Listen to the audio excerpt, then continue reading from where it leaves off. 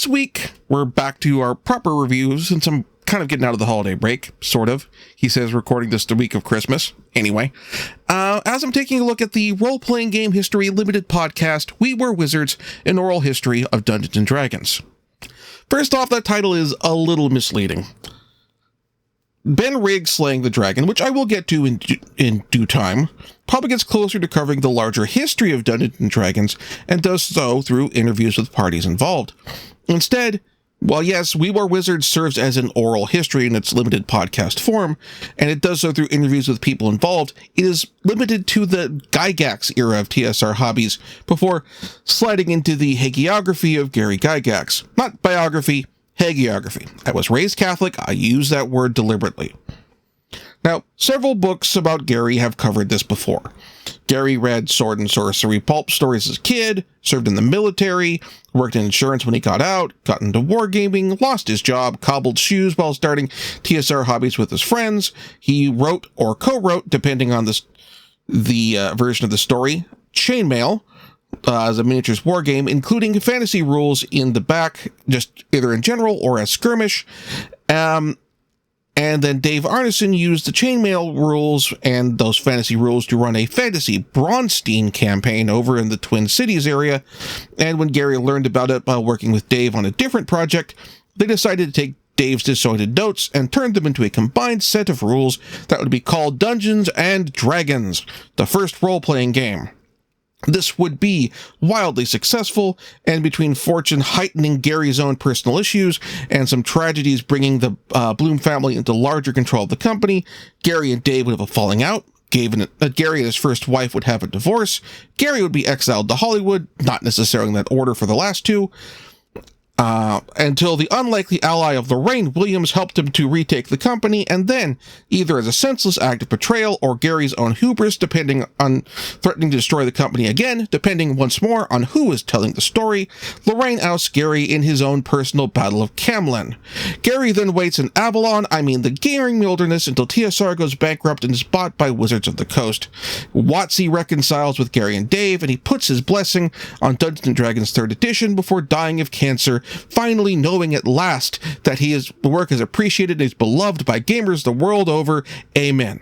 The problem is that while the story of Gary Gygax is absolutely 100% part of the story of Dungeons & Dragons, it is a vital and essential part, it is also, well, not the entirety of of Gary's story. For that matter, it omits a specific part of TSR and Gary's story because things happen during, for lack of a better term, Gary's years in the wilderness. For starters, Gary started a couple different game publishing attempts, each sued into oblivion. One started by him and some former TSR employees, called New Infinities Productions, then where they published Cyborg Commando, and then they did, through GDW, attempted to publish Dangerous Journeys. However, the games they did put out, they were also spectacularly mediocre. Same with Dave's games, except he didn't get sued. It's like if Paul McCartney and John Lennon were on their own, both Ringo, and only if both versions of Ringo were angry and petty and bitter. And arguably that bitterness was heightened by the lawsuits, which basically led to Gary complaining on to whoever would listen and building a cult of personality around himself through gaming conventions at the process about how horrible Lorraine Williams was, and doing so using misogynistic language. Which is also a bummer, because there are plenty of non-misogynist reasons to hate Lorraine Williams and her tenure at DSR.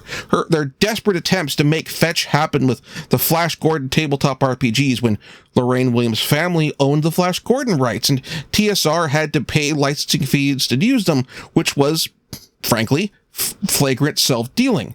How Williams' tenure at TSR treated the authors who wrote some of the fiction that helped keep them alive in some real tight financial times, like R.A. Salvatore and Margaret Weiss and Tracy Hickman, like disposable trash.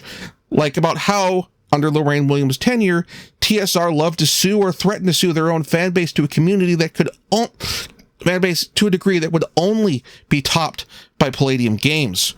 But also, Dungeons & Dragons had a full life after Gygax. While the excessive production of campaign setting after campaign setting during the second edition era would certainly be part of TSR's undoing, many of those settings were beloved and revived into a limited degree in 5th edition and then made available for fans to create their own content through under license, basically through the Dungeon Masters Guild in the 5th edition era. Not just the Forgotten Realms, but Dragonlance, Ravenloft, and Planescape. There's a story behind all those settings came to be, and why that TSR had basically felt they had to use those campaign settings to try and make D&D the everything game, and why these settings kind of speak to the different eras of how the role-playing game industry has developed, and how they are in dialogue with other role-playing games like Call of Cthulhu and Vampire the Masquerade, with Ravenloft and Planescape respectively. But that story isn't here. Now again, Slaying the Dragon is on my to-read list. I own a digital copy of it, both, I believe, like print ebook and audiobook, and from what I've read about it, it sounds like the story of all those other settings is in there, and some of the story of Gary's time in the wilderness is contained within the multiple volumes of Designers and Dragons. So if this podcast is consumed by the hagiography and covers ground that exists within Playing Out the World and the Game Wizards, why listen to We Were Wizards? Well, the answer is the interviews. This is a oral history. We have recordings of interviews with actual people involved. Not Lorraine Williams, as she's generally refused any interviews on the topic, and I'm pretty sure not even Ken Burns or Errol Morris could get an interview out of her at this point. But we have interviews with members of the Gygax family, including interviews with people who, since this recording, or rather, as I'm recording this now, have passed on. But again, the problem is because the story has become so intertwined with the hagiography, the focus of the interviews are on the periods of time covered by that story and on Gary in particular, and we don't really get interviews with people outside TSR that are connected to Gary's later business efforts. We don't get recorded interviews with Mark Millar and Lauren Wiseman from Game Designers Workshop, who Gary would have had dealings with for the production of Dangerous Journeys. We don't have interviews with Troy Denning and Jeff Leeson about the Mayfair Games version of City State and the Invincible Overlord that Gary wrote an introduction for that got him sued. For that matter, we don't get interviews with Gary's contemporaries about the games he put out, or for that matter, other designers who came after Gary but were working contemporaneously with his time after being ousted from TSR, and how they were viewed TSR and how they viewed what Gary was putting out at that time. Because I think, honestly, an important part of context for how things went with TSR under the Williams regime and how they treated Gary and his companies, it's likely that if they left Gary alone, he would have kept putting out games that were about 5 to 10 years behind where game design was. They'd do okay, and then they'd fade into obscurity as a publisher that, like Game Science, continued to exist but wasn't notable. He wouldn't have that history of litigation and the chip on his shoulder that came with it to spur him to build a cult of personality around himself. There would probably be a degree of that because he's one of the co-authors of Dungeons and Dragons. There would always be that little cachet of, hey, I helped start the industry. I helped start this hobby, this medium of expression. But it wouldn't be like, and there probably looks that would still be the whole Gary versus, a Dave thing going on. And the OSR would absolutely 100% still exist. The OSR exists because people didn't like 4th edition. Gary's relevance to that would not have stopped it from existing necessarily. And honestly, elements of the OSR would probably still be going back to Gary's original writings and Dave's original writings to deal with stuff there, but there wouldn't be this focus on him in that way. And similarly, people would still strongly dislike Lorraine Williams and her tenure of owning TSR, but she wouldn't be viewed quite as negatively. She just left Gary alone and considered him as irrelevant as he honestly actually was after his ouster. They'd still be making jokes about TSR standing for They Sue Regularly, or writing out the name of the company with a $sign in the for the S. That'd be for suing people for making compatible game systems and running fan sites, not for trying to sue all like New Infinity's Productions and Game Designers Workshop and Mayfair out of existence, and TSR claiming in the GDW lawsuit they owned the fundamental concept of the role-playing game, where if they'd won, the entire industry had been in peril, making this lawsuit an existential threat. In short, for the TLDL, too long, didn't listen, We Were Wizards is the story of Gary Gygax.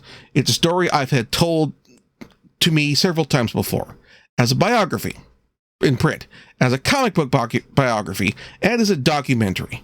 What makes it different is that, in a way that I hadn't encountered before, is this structure. The documentary had interviews, but it wasn't about the interviews in the way that this podcast is.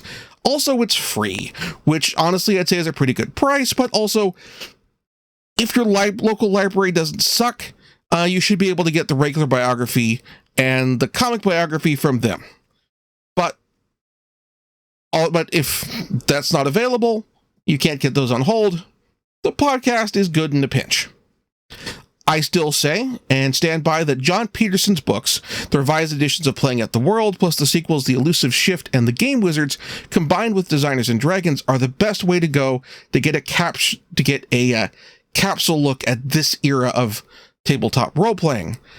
That said, also, not all Peterson's books have audiobook editions yet, so you can't listen to them on your commute or while you're walking the dog. So, again, pairing this with Designers and Dragons is an okay way to go. Game Wizards has gotten an audiobook release. Playing The Elusive Shift hasn't. But, so like, this Game Wizards, Designers and Dragons, alternative way for if you want a audio way of getting all this narrative together while you're on your commute. But this is a story that, again, had told to me 3 times before. This is the 4th time. I didn't get that much new out of it, really. There were small bits and pieces, little personal moments, but not necessarily, and hearing people's voices was very nice. But it didn't have the same, like, having encountered this story 3 times over blunts the oomph of it in some respects. Link to where you can get the podcast will be in the doobly-doo.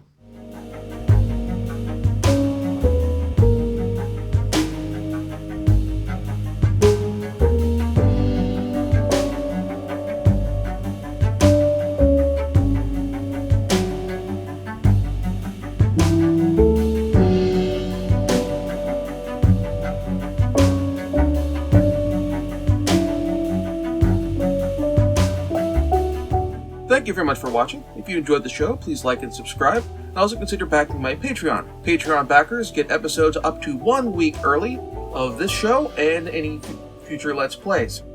Also, please consider backing my Ko-fi. Tossing me a few bucks also helps support the show, and it's not a monthly obligation or anything like that.